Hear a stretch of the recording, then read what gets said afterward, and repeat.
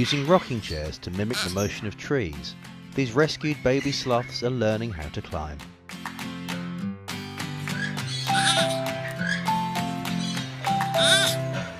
The Toucan Rescue Ranch in Costa Rica is a sanctuary for all wild animals, but they specialise in rescuing and rehabilitating birds and sloths, releasing them back into the wild once they're able to survive.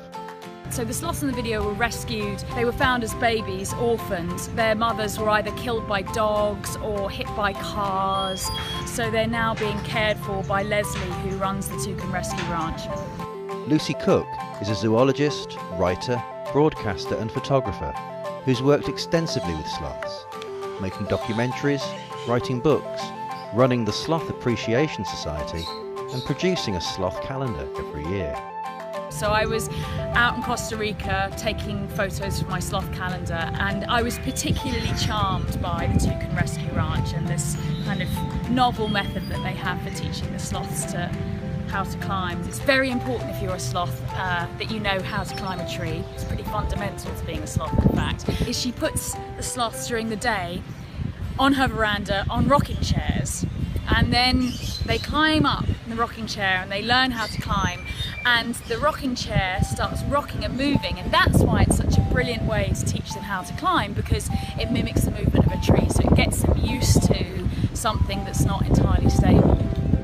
During her stay, Lucy has come to know the baby sloths and their personalities.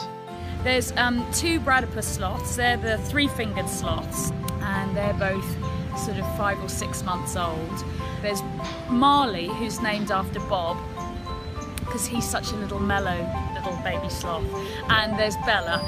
And Marley, in particular, has a bit of a cunning trick that he does when he's on the rocking chair. So all the other sloths like to sort of climb to the top and clamber around, but Marley climbs to the bottom of the rocking chair and then rocks himself to sleep down there. So he's not really doing a whole lot of exercise, he's doing a lot more resting. And then there's also Mocha and Latte, and they are two-toed sloths. Mocha is an extraordinary sloth because he just looks like a fuzzy bear. I mean, he's sort of insanely cute.